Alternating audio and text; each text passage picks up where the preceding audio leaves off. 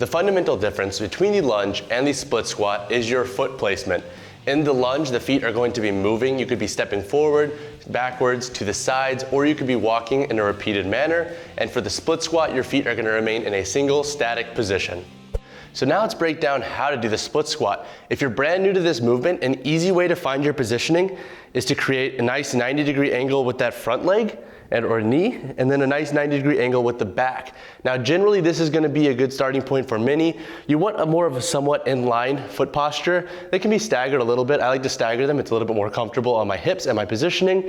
And now from here, now that you have your positioning, you're going to grip the floor with that front foot, maintaining a nice arch. You don't want this to collapse in. That can cause the knee to go valgus. So nice high arch, maintaining a nice tripod foot positioning of the foot. You're going to take a big breath. Come up to your starting position. Now from here, you're going to think about putting about 80 to 90% of that weight in that front leg, and you're going to load, belly breath in, breathe out. And you're going to think about really contracting that glute, the quad, and the stand-up portion or the concentric portion of this movement. And now obviously if this is a little bit too wide for you, you could bring that back foot in a little bit more. If that's a little bit more comfortable. The main thing to remember is that you're not coming in so close to where you're pushing up and you're coming up on your heel, or you're leaning so far back that you're putting a lot of hyperextension into the lumbar. We want to have a nice neutral posture as we do this, maintaining that nice high arch and putting a lot of tension in that front leg. So if you're really trying to target the quadriceps, the split squat might be a better option for you. It requires a little bit more of a static position, and this can also be better for beginners who are just trying to get used to unilateral leg work. All right, now let's discuss how to do the lunge. Now obviously this is going to be a little bit more dynamic, and we're going to be stepping compared to the static position of the split squat. With the lunge you could step backwards, to the sides, or forwards. For the sake of this how-to, we're going to do a bodyweight lunge stepping forward. So to begin, you're going to have a parallel foot position. You're going to maintain that nice neutral torso as you would in any exercise, and then you're going to take a belly breath in and step out.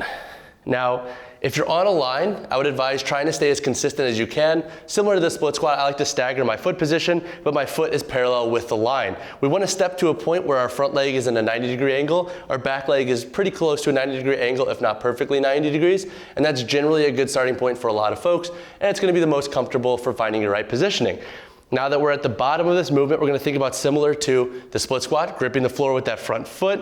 We're going to think about putting tension in that back leg, and we're going to think about putting tension in the back hamstring and that extended glute. So now as we press up in the concentric, we're pressing through that front leg, coming right back to the starting position. You can do this movement by stepping with the same leg in a row, or you could even stagger it and do left and right leg. The main talking points to always remember is to maintain that nice tension of the foot, maintain tension throughout the legs and glutes throughout the movement, and to maintain that nice strong neutral torso. You don't want to be hyperextending and taking away work from the legs. That's going to be an inefficient movement pattern. So torso is neutral, we're nice and tight, our breathing is consistent, and we're pushing through that front leg, pulling through that back. My suggestion is if you're brand new to doing lunges at all, play around with a high rep set of body weight with both forward, backwards, and side if you really want to try them, and see where you feel them the most. Generally, that's going to help you kind of see what's working the most where. They're both going to be great for quads, hamstrings, and glutes. So there's no disputing that if you do them, you're going to be targeting those muscles. It's just more so how you want to do them and what feels best for you in terms of your overall goals and what you're trying to target.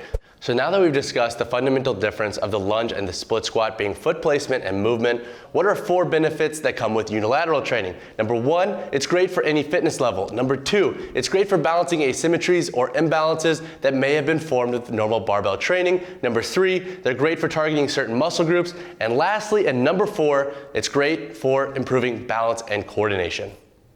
So now let's cover some of the variations you can perform with the split squat and the lunge. Now before we dive into those specific variations, note that you can perform these movements with body weight. You can hold dumbbells, kettlebells, you can have a barbell in the back rack position, you can have a barbell in the front rack position, and you can also offset your weight by holding one dumbbell or kettlebell in each arm, depending on the counterbalance you want to create.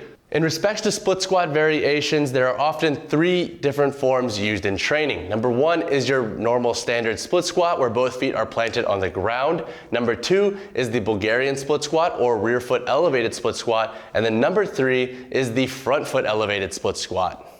So in respects to lunge variations, there are 4 variations that are pretty normal for folks to perform in training. Number 1 is what we demonstrated earlier, the forward stepping lunge. Number 2, you can do the back stepping lunge. Number 3, you could do a side lunge. And then number 4, you can do the walking lunge. And that wraps up our lunge versus split squat video. Now, is one better than the other? There isn't really a one-size-fits-all answer. It really comes down to the application and how you're performing them. If you like one better than the other, feel free to comment down below and share your variation and how you use them in your training. If you want to read more on this topic and get a little bit more in depth with the content, feel free to Google BarBend and lunge versus split squat.